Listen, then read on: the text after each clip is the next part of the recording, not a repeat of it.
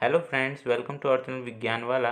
तो जैसा कि आप देख सकते हैं कि आज का हमारा जो लेक्चर है वो लेक्चर नंबर 2 है, जो कि है द लिविंग वर्ल्ड से रिलेटेड। ओके, तो सिंपल सी बात है, द लिविंग वर्ल्ड का जो फर्स्ट लेक्चर था उसके अंदर हमने कुछ जो हमारे पास लिविंग बीइंग के कैरेक्टरिस्टिक्स थे उनके बारे में जाना था। आज हम जो हमारा लेक्चर नंबर 2 है उसके अंदर हम पढ़ने वाले हैं यूनिक कैरेक्टरिस्टिक्स के बारे में। ठीक है ना, जो हमारे पास डिफाइनिंग कैरेक्टरिस्टिक्स होते हैं, कौन कौन से डिफाइनिंग कैरेक्टरिस्टिक्स होते हैं, इसके बारे में आज हम जानने वाले हैं। तो चलिए स्टार्ट करते हैं। तो जैसा कि आप देख सकते हैं कि हम देखते हैं कि लिविंग बीइंग के अंदर हमारे को ग्रोथ देखने को मिलती है। तो सिंपल सी बात है, जैसे कि मैंने आपको कल बताया था कि जो हमारे पास डिफाइनिंग कैरेक्टरिस्टिक्स होते हैं वो कैरेक्टरिस्टिक्स होते हैं ये, जो कि हमारे को केवल लिविंग बीइंग के अंदर देखने को मिले और इसका कोई एक्सेप्शन ना हो। तो सिंपल सी बात है कि यहाँ पर जो हमारे पास ग्रोथ है, क्या ये लिविंग बीइंग के अंदर ही देखने को मिलता है, नॉन लिविंग बीइंग के अंदर देखने को नहीं मिलता? तो चलिए देखते हैं। तो जैसा कि आप देख सकते हैं कि इसके अंदर हमारे को इंट्रिंसिक ग्रोथ और एक्सट्रिंसिक ग्रोथ, इसको दो पार्ट में डिवाइड कर दिया गया है। ठीक है ना, तो ग्रोथ को हमने 2 पार्ट्स में डिवाइड कर दिया, intrinsic growth and extrinsic growth. जो हमारे पास इंट्रिंसिक ग्रोथ होगी वो बॉडी के इनसाइड में होगी, और जो एक्सट्रिंसिक ग्रोथ होगी जो हमारे एनवायरनमेंट में देखने को मिल जाएगी, यानी कि बॉडी के बाहर देखने को मिल जाती है। ठीक है ना, सिंपल सी बात है कि जो हमारे पास इंट्रिंसिक ग्रोथ होती है वो लिविंग बीइंग के अंदर देखने को मिलेगी। ठीक है ना, हमारे जो बॉडी के अंदर ही ग्रोथ देखने को मिलती है, हमारी बॉडी के अंदर ही ग्रोथ देखने को मिलती है। बट क्या एक्सट्रिंसिक ग्रोथ लिविंग बीइंग के अंदर देखने को मिलती है? नहीं। ठीक है ना, जो हमारे पास लिविंग बीइंग होते हैं उनके अंदर एक्सट्रिंसिक ग्रोथ देखने को नहीं मिलती है, हालांकि वो कर सकते हैं। ठीक है ना, किसी भी जो हमारे पास मटेरियल्स होते हैं उनको लगा के वो एक्सट्रिंसिक ग्रोथ कर सकते हैं, बट जो हमारे पास एक्सटेंसिव ग्रोथ होती है वो नेचर ने हमारे को प्रोवाइड नहीं करी है। ठीक है ना, सिंपल सी बात है, लिविंग बीइंग के अंदर हमारे को एक्सटेंसिव ग्रोथ देखने को नहीं मिलती है। ठीक है ना, तो यहाँ पर जो हमारे पास एक्सटेंसिव ग्रोथ हो जाती है वो हमारे लिविंग बीइंग के अंदर देखने को नहीं मिलती है, बट इंट्रिंसिक ग्रोथ हमारे को लिविंग बीइंग के अंदर देखने को मिल जाती है। वो किससे मिलती है? मेटाबॉलिज्म के थ्रू। ठीक है ना, सिंपल सी बात थी। बट क्या ये नॉन लिविंग बीइंग के अंदर भी देखने को मिलती है? तो सिंपल सी बात है कि यहाँ पर जो नॉन लिविंग बीइंग होते हैं उनके अंदर भी हमारे को ग्रोथ देखने को मिल जाती है। ठीक है ना, तो ग्रोथ क्या है पहले तो हम ये जानते हैं। ठीक है ना, सिंपल सी बात है, ग्रोथ होता क्या है? तो ग्रोथ के ट्विन कैरेक्टरिस्टिक्स हमारे को देखने को मिल जाते हैं। पहला तो नंबर ऑफ सेल बढ़ना। ठीक है ना, नंबर ऑफ सेल में इंक्रीज होना, और सिंपल सी बात है मास। ठीक है ना, सेल का मास इंक्रीज हो रहा है तो वो ग्रोथ कहलाएगा, और यदि सेल के नंबर इंक्रीज हो रहे हैं तो वो हमारा ग्रोथ के अंदर आएगा। तो क्या लिविंग बीइंग ग्रोथ करते हैं? किस मेथड से करते हैं? तो सिंपल सी बात है, हम जानते हैं लिविंग बीइंग ग्रोथ करते हैं, बट किस मेथड से करते हैं? सेल डिवीजन के थ्रू। ठीक है ना, तो ये सेल डिवीजन के थ्रू ग्रोथ करते हैं। ओके, इनके अंदर क्या होता है? सेल डिवीजन हमारे को देखने को मिल जाता है। ओके, तो जो भी लिविंग बीइंग होते हैं वो अपने सेल डिवीजन करेंगे, 1 से 2 सेल को बनाएंगे, फिर 2 से 4 सेल बनेंगी। ठीक है ना, इस प्रकार वो सेल डिवीजन करके ग्रोथ करते हैं। ठीक है ना, तो यहाँ पर हमारे को सेल डिवीजन के थ्रू लिविंग बीइंग के अंदर ग्रोथ देखने को मिल जाता है, बट नॉन लिविंग बीइंग के अंदर ग्रोथ पाया जाता है? यस। जैसे कि हम जानते हैं कि जो हमारे पास माउंटेन होते हैं, ठीक है ना, जो भी हमारे को माउंटेन देखने को मिल जाते हैं, रॉक देखने को मिल जाते हैं, तो उनके अंदर जो हमारे को अंदर इनसाइड तो ग्रोथ देखने को नहीं मिलेगी। ठीक है ना, एक्सट्रेंसिक ग्रोथ हमारे को देखने को मिलती है उनके अंदर। तो वहाँ पर सिंपल सी बात है कि वहाँ पर उनकी जो सरफेस होती है, ठीक है ना, उनकी जो सरफेस होगी, माउंटेन की सरफेस होगी, रॉक की जो सरफेस होगी, उस पर मटेरियल कुछ एक्यूमुलेट हो जाएंगे। ठीक है ना, जम जाएंगे उसके ऊपर मटेरियल, तो वहाँ पर कुछ लेयर उनकी जम जाती है। ठीक है ना, इस प्रकार एक्यूमुलेट हो जाएंगी। तो सिंपल सी बात है, यहाँ पर उनका मास बढ़ रहा है। ठीक है ना, सेल का मास बढ़ रहा है, या फिर ऐसा कह सकते हैं कि जो हमारे पास माउंटेन है, रॉक हैं, उनका मास बढ़ रहा है। तो सिंपल सी बात है, वहाँ पर भी हमारे को ग्रोथ देखने को मिल जाती है। तो क्या इनके अंदर एक्सट्रेंसिक ग्रोथ ही देखने को मिलती है? जो नॉन लिविंग बीइंग है, क्या उनके अंदर एक्सट्रेंसिक ग्रोथ ही देखने को मिलती है, इंट्रेंसिक ग्रोथ देखने को नहीं मिलती? तो उनके अंदर इंट्रेंसिक ग्रोथ भी हमारे को देखने को मिल जाती है। एग्जाम्पल लेते हैं, जो हमारे पास वुडी प्लांट्स होते हैं, ठीक है ना, उनसे हमारे डोर बनते हैं। ठीक है ना, डोर बन जाते हैं, विंडो बन जाता है। तो सिंपल सी बात है, ये क्या है? ये हमारे लकड़ी के दरवाजे हुए, लकड़ी की खिड़कियां हुई। तो उनके अंदर जो हमारे पास, या फिर एक लकड़ी ही को ले लो आप, तो जो हमारे पास लकड़ी होती है, ठीक है ना, वुड्स होते हैं, तो सिंपल सी बात है, उनके अंदर बरसात के मौसम में या फिर आप पानी डालकर देख लेते हैं, तो जब आप उसको किसी भी वाटर के अंदर डालते हैं, एक लकड़ी सूखी लकड़ी है, ठीक है ना। ड्राई वुड है, उसको आपने क्या करा, पानी के अंदर डाला तो वो फूल जाती है, तो उनके अंदर इनसाइड ग्रोथ हमारे को देखने को मिलती है। क्या देखने को मिलता है? इनसाइड ग्रोथ देखने को मिलता है, ठीक है ना। तो सिंपल सी बात है कि उनके अंदर इंट्रिंसिक ग्रोथ भी हमारे को देखने को मिल जाती है। तो जो हमारे पास नॉन लिविंग बींग होते हैं उनके अंदर extrinsic growth and intrinsic growth भी हमारे को देखने को मिल जाती है। एंड लिविंग बींग के अंदर इंट्रेंसिक ग्रोथ देखने को मिलती है, but extrinsic growth certain condition के हिसाब से हमारे को देखने को मिलती है। ओके, तो growth is not a defining property. तो यहाँ पर हमने समझा कि जो हमारे पास ग्रोथ होते हैं उसके दो कैरेक्टरिस्टिक्स होते हैं, पहला नंबर ऑफ सेल बढ़ना, दूसरा होता है मास इंक्रीज होना, ठीक है ना। तो सिंपल सी बात है, नॉन लिविंग बींग के अंदर हमारे को मास इंक्रीज होता हुआ दिखाई देता है, तो उनके अंदर ग्रोथ होती है। जैसे कि रॉक हुए, माउंटेन हुए, तो उनके अंदर कुछ मटेरियल एक्यूमुलेट हो जाते हैं जिसके कारण उनके अंदर ग्रोथ देखने को मिलती है, जो कि एक्सटेंसिव ग्रोथ होती है। जो हमारे पास वुडी प्लांट्स होते हैं तो उनकी लकड़ियों को जब हम ले लेते हैं, ठीक है ना, जो हमारे पास वुड्स होते हैं जब उनको वाटर के अंदर डाला जाता है तो सिंपल सी बात है उनके अंदर इंट्रेंसिक ग्रोथ हमारे को देखने को मिल जाता है, क्योंकि उनके अंदर भी मास बढ़ जाता है वाटर के अंदर आने से, ठीक है ना। तो सिंपल सी बात है कि नॉन लिविंग बींग के अंदर भी हमारे को इंट्रेंसिक ग्रोथ देखने को मिल जाता है, बट लिविंग बींग के अंदर इंट्रेंसिक ग्रोथ देखने को मिलता है। और सिंपल सी बात है, लिविंग बींग किस प्रकार ग्रोथ करते हैं? सेल डिवीजन मेथड के थ्रू। ओके, तो ये हमारी कुछ बातें थी। और सिंपल सी बात है कि जो हमारे पास ग्रोथ होते हैं, ठीक है ना, जैसे कि हमने कल बताया था, जो हमारे पास प्लांट्स के अंदर ग्रोथ होगी वो लोकलाइज्ड होगी और अनलिमिटेड टाइम तक होगी। जो हमारे पास एनिमल्स होंगे उनके अंदर जो ग्रोथ होगी वो अनलोकलाइज्ड होगी और लिमिटेड टाइम तक होगी, ठीक है ना। तो सिंपल सी बात है, ये तो आपको पता होगा। बट जो हमारे पास ग्रोथ होती है, ठीक है ना, जो हमारे पास ग्रोथ होती है दो प्रकार से इसको डिवाइड कर सकते हैं, एक तो रिवर्सिबल ग्रोथ और एक हो जाएगा irreversible growth. Okay,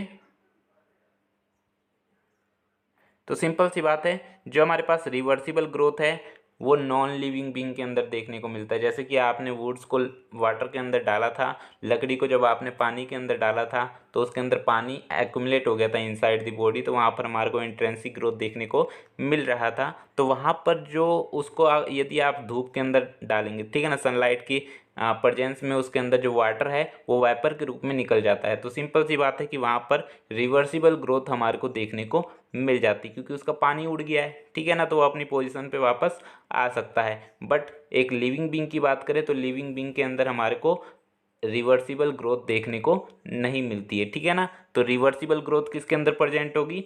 non living being के अंदर। ओके, और जो हमारे पास इरिवर्सिबल ग्रोथ है वो नॉन लिविंग बींग के अंदर भी प्रेजेंट हो सकती है और लिविंग बींग के अंदर भी प्रेजेंट होती है। ओके,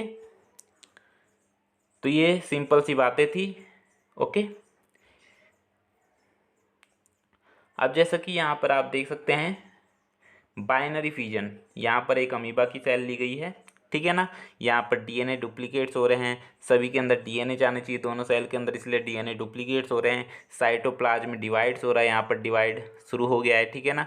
और जब पूरा डिवाइड हो जाता है तो दो सेल को बनाता है, ठीक है ना। सिंपल सी बात है कि यहाँ पर एक सेल से दो सेल बन रही है, तो यहाँ पर हमारे को क्या देखने को मिल रहा है? सेल डिवीजन देखने को मिल रहा है, जो कि बाइनरी फिजन है। ओके, तो सिंपल सी बात है कि सेल डिवीजन देखने को मिल रहा है तो यहाँ पर ग्रोथ हमारे को देखने को मिल जाती है। बट आप सभी जानते हैं जो बाइनरी फिजन होता है वो रिप्रोडक्शन है। Okay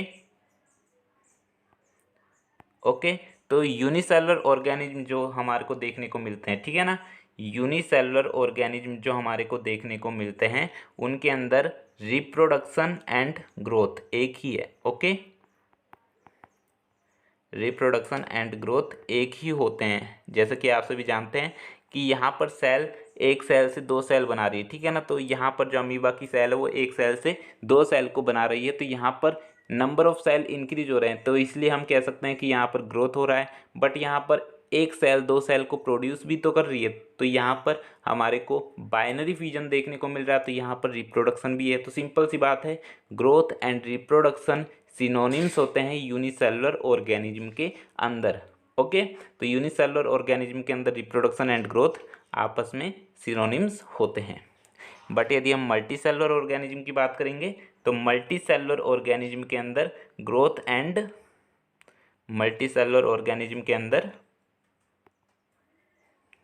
growth and reproduction exclusive events होते हैं, ठीक है ना, अलग अलग अलग इवेंट्स होंगे, ठीक है ना, सिंपल सी बात है। मल्टी सेलुलर ऑर्गेनिज्म के अंदर हमारे को ग्रोथ अलग देखने को मिलेगी एंड रिप्रोडक्शन अलग देखने को मिलता है, ठीक है ना। यूनिसेलुलर ऑर्गेनिज्म के अंदर हमारे ग्रोथ एंड रिप्रोडक्शन आपस में समान देखने को मिलते हैं, इसलिए सिनोनिम्स यहाँ पर कह सकते हैं इनको, ओके। चलिए आगे बात करते हैं। अब जैसे कि यहाँ पर एक फिश को दिखलाया गया है, ठीक है ना, फिश को दिखलाया गया है जो कि डेड हो चुकी है, ठीक है ना, इसकी डेथ हो चुकी है। तो कोई भी डेड ऑर्गेनिज्म क्या ग्रो करेगा? कोई भी डेड ऑर्गेनिज्म क्या ग्रो करेगा? तो नहीं, कोई भी डेड ऑर्गेनिज्म ग्रो नहीं करता है। तो सिंपल सी बात है कि जो भी हमारे को डेड ऑर्गेनिज्म देखने को मिलते हैं वो डिके होते हैं कंपोजर्स के द्वारा। तो सिंपल सी बात है, उनके अंदर ग्रोथ देखने को नहीं मिलती क्योंकि उनके अंदर मेटाबॉलिज्म खत्म हो चुका होता है, ठीक है ना, तो सेल डिवीजन नहीं होगा, ओके। तो सिंपल सी बात है कि यहाँ पर जो हमारे पास ग्रोथ होती है is not a defining property, okay. Growth is not a defining property क्योंकि ये हमारे को नॉन लिविंग बीइंग के अंदर भी देखने को मिल जाती है, ओके। चलिए अगले टॉपिक पे बात करते हैं। जो हमारा अगला टॉपिक है वो है रिप्रोडक्शन, ओके। रिप्रोडक्शन के ऊपर बात करते हैं। जो हमारे पास रिप्रोडक्शन होता है, रिप्रोडक्शन ये हमारे को एसेक्सुअल रिप्रोडक्शन देखने को मिलता है और एक देखने को मिलता है सेक्सुअल रिप्रोडक्शन, ओके। तो सिंपल सी बात है, एसेक्सुअल रिप्रोडक्शन किसके अंदर देखने को मिलेगा? सिंपल ऑर्गेनाइजेशन वाले जो एनिमल्स होंगे, प्लांट्स होंगे, उनके अंदर देखने को मिलेगा, जैसे कि अमीबा हुआ, पैरामीशियम हुआ, ठीक है ना, तो इनके अंदर हमारे को देखने को मिल जाता है। यदि हम सेक्सुअल रिप्रोडक्शन की बात करें तो सेक्सुअल रिप्रोडक्शन जो हमारे को हायर ऑर्गेनाइजेशन वाले एनिमल्स हुए, प्लांट्स हुए, उनके अंदर हमारे को देखने को मिलता है, जिसके अंदर गैमिट फॉर्मेशन हमारे को देखने को मिलता है, फर्टिलाइजेशन देखने को मिलता है। तो सिंपल सी बात है कि सेक्सुअल रिप्रोडक्शन के अंदर हमारे को जो प्रोजनी प्रोड्यूस की जाती है वो गैमिट फॉर्मेशन के द्वारा प्रोड्यूस की जाती है, जबकि एसेक्सुअल रिप्रोडक्शन के अंदर गैमिट फॉर्मेशन हमारे को देखने को नहीं मिलता है। और इसके अंदर जो प्रोजनी होती है, एसेक्सुअल रिप्रोडक्शन के अंदर जो प्रोजनी प्रोड्यूस की जाती है वो आइडेंटिकल होती है उसके पेरेंट्स के, ठीक है ना, तो इसलिए यहाँ पर उनके लिए क्लोन वर्ड का यूज किया जाता है, क्लोन वर्ड का यूज किया जाता है। जबकि हम बात करें सेक्सुअल रिप्रोडक्शन की, तो सेक्सुअल रिप्रोडक्शन के अंदर क्योंकि उसके अंदर जेनेटिक कॉम्बिनेशन चेंज हो रहे होते हैं, ठीक है ना, जेनेटिक कॉम्बिनेशन बन रहे होते हैं, सिंपल सी बात है कि उसके अंदर सिंपल सी बात है यहाँ पर कि वो आइडेंटिकल नहीं होते हैं, ठीक है ना, तो आइडेंटिकल नहीं होते, उनके अंदर डिफरेंस हमारे को देखने को मिल जाता है, ओके। तो यहाँ पर ये कुछ इनके अंदर डिफरेंस हमने बात कर ली, ठीक है ना। तो रिप्रोडक्शन जो कि हमारे को नॉन लिविंग बीइंग के अंदर देखने को मिलता है क्या? आप जवाब देंगे। और लिविंग बीइंग के अंदर देखने को मिलता है क्या? सभी लिविंग बीइंग के अंदर। तो सिंपल सी बात है कि जो हमारे पास रिप्रोडक्शन है वो नॉन लिविंग बीइंग के अंदर देखने को नहीं मिलता है। तो नॉन लिविंग बीइंग के अंदर देखने को नहीं मिलता है, तो क्या ये डिफाइनिंग प्रॉपर्टी के अंदर इंक्लूड की जाएगी? तो जैसे कि मैंने आपको बताया कि डिफाइनिंग प्रॉपर्टी वो प्रॉपर्टी है जो कि केवल लिविंग बीइंग के अंदर देखने को मिले, ऐसा कैरेक्टरिस्टिक जो कि केवल लिविंग बीइंग के अंदर देखने को मिले और उसका कोई भी एक्सेप्शन ना हो, हमारे डिफाइनिंग प्रॉपर्टी के अंदर इंक्लूड की जाएगी, ठीक है ना। तो यहाँ पर जो हमारे पास लिविंग बीइंग है, क्या इसके अंदर कोई एक्सेप्शन प्रेजेंट है? यस, हमारे जो एक्सेप्शंस होते हैं इसके अंदर देखने को मिल जाते हैं, ठीक है ना। सिंपल सी बात है कि बायोलॉजिकल कॉन्सेप्ट्स ऑफ स्पीसीज, जैसे कि अर्नस्ट मेयर ने बताया था बायोलॉजिकल कॉन्सेप्ट्स ऑफ स्पीसीज, तो इसके अंदर क्या बताया था उन्होंने बताया था कि जो हमारे पास लिविंग ऑर्गेनिज्म होते हैं, स्पीसीज होते हैं, ठीक है ना, स्पीसीज होते हैं वो रिप्रोडक्टिवली आइसोलेटेड होते हैं, बट किसी भी कारणवश यदि कोई दो स्पीसीज अलग अलग स्पीसीज हैं, ठीक है ना, यदि वो रिप्रोडक्शन कर रहे हैं तो उनके जो प्रोजनी होंगी वो स्ट्राइल होंगी, ठीक है ना। सिंपल सी बात है कि वहाँ पर जो उनकी प्रोजनी प्रोड्यूस होंगी वो स्ट्राइल होंगी। जैसे कि यहाँ पर हम बात करें हॉर्स की एंड डंकी की, ठीक है ना, दोनों अलग अलग स्पीसीज हैं। जब दोनों अलग अलग स्पीसीज है तो एक स्ट्राइल प्रोजनी को प्रोड्यूस करते हैं जो कि होता है म्यूल। तो यहाँ पर सिंपल सी बात है कि ये म्यूल्स को प्रोड्यूस करते हैं जो कि एक स्ट्राइल है। तो यहाँ पर ये लिविंग ऑर्गेनिज्म ही है, ठीक है ना, म्यूल्स एक लिविंग ऑर्गेनिज्म ही है बट ये स्ट्राइल होता है। तो क्या रिप्रोडक्शन सभी लिविंग ऑर्गेनिज्म के अंदर देखने को मिलता है? नहीं, म्यूल्स एक एक्सेप्शन आ गया। ऐसे ही हमारे वर्कर बीज, ठीक है ना, वर्कर बीज, ओके। और ऐसे ही हमारे जो इनफर्टाइल ह्यूमन कपल्स, हमारे को कई सारे इनफर्टाइल ह्यूमन कपल्स देखने को मिल जाते हैं जो कि फर्टिलाइजेशन नहीं कर सकते हैं। सिंपल सी बात है कि वो भी एक्सेप्शन के अंदर आ जाते हैं। तो सिंपल सी बात है कि यहाँ पर कई सारे एक्सेप्शन हमारे को देखने को मिल जाते हैं जो कि मोस्टली हमने बता दिया, जैसे कि वर्कर बीज हुए, म्यूल्स हुए और इनफर्टाइल ह्यूमन कपल्स हुए, ये हमारे एक्सेप्शन के तौर पर रिप्रोडक्शन के अंदर लिविंग ऑर्गेनिज्म के अंदर ले सकते हैं, जो कि एक डिफाइनिंग प्रॉपर्टी रिप्रोडक्शन को बनने नहीं देते हैं। तो सिंपल सी बात है, reproduction is not a defining property of living being. Okay, तो जैसा कि यहाँ पर आप देख सकते हैं कि एसेक्सुअल और सेक्सुअल रिप्रोडक्शन में बताया गया है कि यहाँ पर लिजार्ड्स के अंदर हमारे को देखने को मिल जाते हैं। तो जो हमारे पास एसेक्सुअल रिप्रोडक्शन होता है यीस्ट के अंदर, आप देख सकते हैं कि अपने ही समान एक प्रोजनी को प्रोड्यूस कर रहा है। यदि हम बात करें जो हमारे पास सेक्सुअल रिप्रोडक्शन है, उसके अंदर मेल एंड फीमेल गैमेट्स बनते हैं जो कि जायगोट्स को प्रोड्यूस करते हैं फर्टिलाइजेशन के बाद। ओके, फिर एम्ब्रायो एंड बेबी लास्ट में बन जाता है। सिंपल सी बात है कि यहाँ पर एसेक्सुअल और सेक्सुअल रिप्रोडक्शन के अंदर हमने पहले ही अंतर की बात कर ली है। ओके, तो जैसा कि अब यहाँ पर आप देख सकते हैं कि यहाँ पर बताया गया बाइनरी फिजन, ठीक है ना।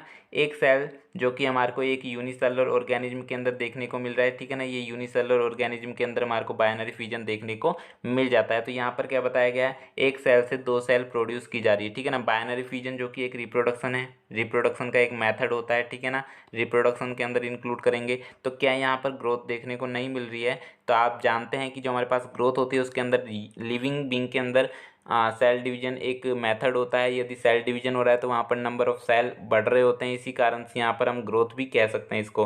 तो जो हमारे पास यूनिसेलुलर ऑर्गेनिज्म होते हैं उनके अंदर ग्रोथ एंड रिप्रोडक्शन आइडेंटिकल होते हैं। एक प्रकार से सिनोनिम्स वर्ड का यहाँ पर यूज कर सकते हैं। रिप्रोडक्शन को हम ग्रोथ भी कह सकते हैं और ग्रोथ को हम रिप्रोडक्शन भी कह सकते हैं यूनिसेलुलर ऑर्गेनिज्म के अंदर। बट मल्टी सेलुलर ऑर्गेनिज्म के अंदर ये दोनों एक्सक्लूसिव इवेंट्स होते हैं, अलग अलग प्रोसेस होती हैं, ठीक है ना।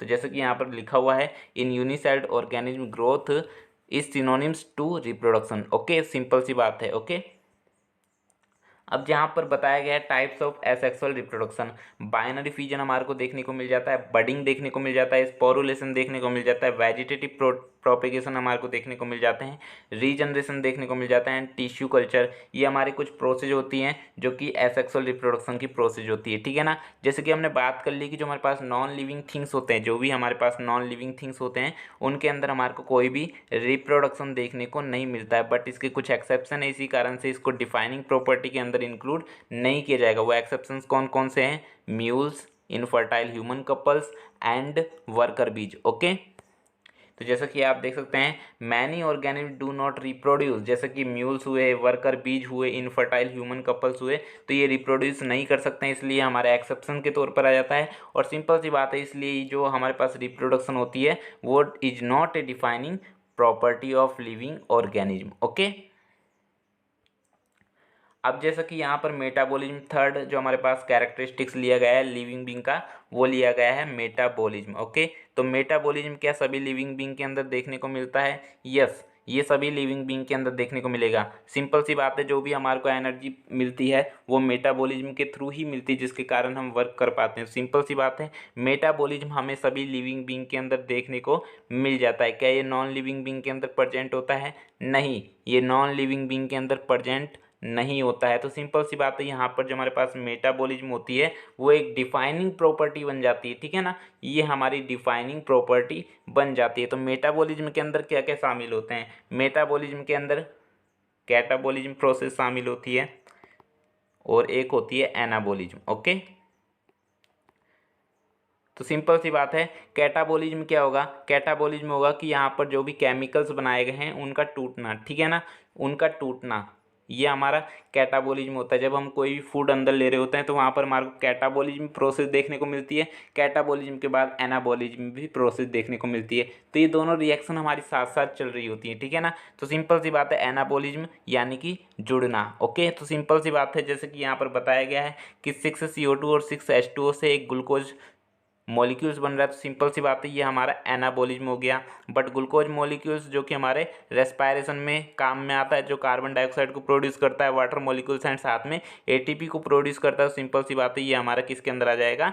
कैटाबॉलिज्म के अंदर आ जाएगा, ठीक है ना। तो यहाँ पर फोटोसिंथेसिस जो कि एनाबॉलिज्म का एग्जाम्पल लिया हमने, सेलुलर रेस्पायरेशन जो कि कैटाबॉलिज्म का एग्जाम्पल लिया। ओके, तो सिंपल सी बात है कि जो हमारे पास मेटाबॉलिज्म होते हैं वो सभी लिविंग बीइंग के अंदर देखने को मिल जाते हैं और इसका कोई भी एक्सेप्शन नहीं होता है। तो सिंपल सी बात है, it is a defining property of living being. Okay, but यदि आप कोई भी बाहर, ठीक है ना, एक लेबोरेटरी के अंदर इसको विट्रो कल्चर के अंदर, इन विट्रो कल्चर के अंदर आपको मेटाबॉलिज्म देखने को मिल रहा है, तो क्या वो लिविंग बीइंग के अंदर लेंगे, क्या वो लिविंग थिंग के अंदर कॉन्क्लूड की जाएगी, इंक्लूड की जाएगी, या फिर लिविंग रिएक्शन है। सिंपल सी बात है कि यहाँ पर बताया गया है कि यहाँ पर यदि आप लेबोरेटरी के अंदर कोई भी मेटाबॉलिक रिएक्शंस को करवाते हैं ना, वो लिविंग थिंग नहीं होती है बट श्योरली लिविंग रिएक्शन। तो सिंपल सी बात है कि isolated metabolic reactions in vitro are not living thing but surely living reaction. जो भी आपकी लेबोरेटरी के अंदर इन विट्रो कल्चर में आप मेटाबॉलिक रिएक्शंस को करवा रहे हैं, तो सिंपल सी बात है कि